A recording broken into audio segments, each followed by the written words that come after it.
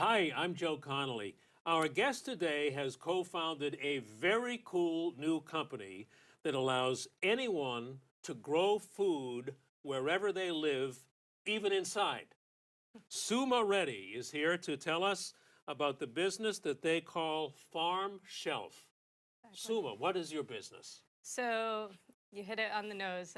Our goal is to make growing food easy. So we build indoor farming systems using hydroponic technology to grow leafy greens, herbs, lettuces for restaurants, consumer cafeterias, and food halls, and eventually your homes and apartments. Now, who are your first customers? So our first customers, we've been really fortunate.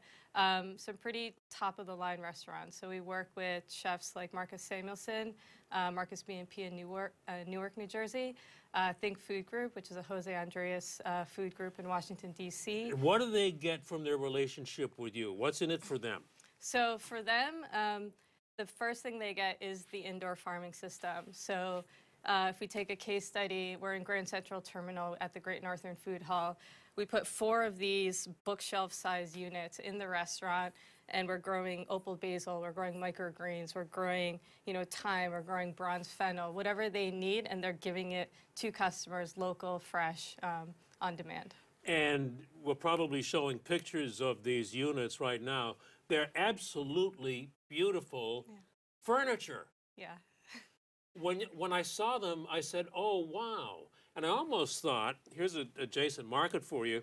You know, your growing units are so attractive with the shelves and they're enclosed in glass. You could replace aquariums in some households.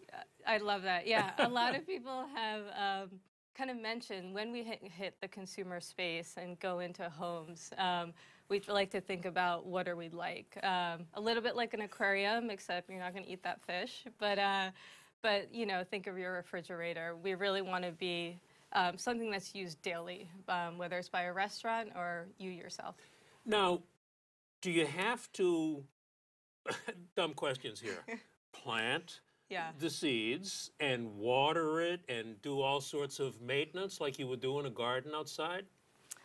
Good question. So fundamentally, yes, but with the goal of this technology is really to make growing food easy. So when we first were actually building our first betas, it took 6 hours a week to service it, right? Seeding, germination, transplanting plants into the systems.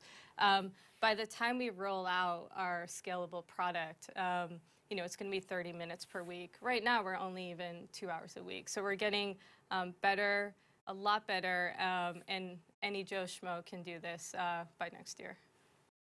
Where did this idea come from? So we have a founding team of 4, and our first founder, Andrew, a couple of years back, was looking at hydroponic technology and wanting to solve sort of this ag tech problem of, how do we provide local fresh food to people? And you saw a lot of consumer hobbyist devices that sat on top of a table. On the other spectrum, you saw growing vertical farming in warehouses, giant facilities. And so he started to explore this technology, looking at, where can we play in this space? Because the food problem is a huge problem. Food demand, local food, nutritious food, healthy food. It's one of the biggest problems that our society faces. That's fascinating, the phrase, where can we play in this space? Yeah. And it's always so interesting to me how entrepreneurs see an opening, an opportunity where others do not. Tell me more about how you all figured out where we could play in this space. What's involved in seeing that? So I think for us, looking at the overall market and the market demand, as I mentioned, you had the small hobbyist units and then you had the big warehouse plays. And we really started looking at that missing middle. Can we play in that space where we're on site at a restaurant and giving to bigger customers, developing our brand presence, developing our marketing, developing our technology over the course of 2 years, and then hitting the consumer market. Similar to Keurig, which did a B2B to B2C model, we really see that as the natural progression of Farmshelf. You make this sound obvious now. Yeah. That's what it always happens when you say it. Yeah. Yeah. The missing middle. Yeah. That's another great term. Were you always interested in food, or what did you do before this? So I've had a meandering path. I didn't always know where I was going to end up, but I started my career in the Peace Corps in Western Africa and Mali, then jumped to a microfinance company in India, was one of the early hires at what would become a unicorn before the term unicorn was even in existence to me. Went to business school, tried to co-found a renewable energy anaerobic digestion company, turning organic waste into energy, became an iOS developer, tried to develop a mobile app. Saw a lot of failure like within those 7 years of trying to do entrepreneurship, and then landed in this opportunity because I knew for me what my overall vision for my life was, becoming part of a fast-growing, mission-driven big company that can make an impact. How's it going? I mean, where are you on your dream plan? It's awesome. So we have a team of 12 people, engineers, industrial designers. We've raised our first round of over $1 million, raising our second of hopefully 2 million. And so we're growing. The demand is out there, and we know it, whether it's restaurants or consumers like you and me. We want this. That said, you know, startups are hard. Hardware startups are even more challenging. You know, playing in this space has its difficulties, but we're really excited about the opportunities. But you're already up and serving some chefs and food companies. Some great customers, yeah. Now, do they still get minimal food from your units, and is it partly a marketing attribute for them, or are they starting to get a serious amount of food from them? Depends on the restaurant. Yeah. So for a smaller restaurant, you know, we might hit 100% of their herb needs, right? Garnishes like, you know, opal basil garnish that goes on top of a dish.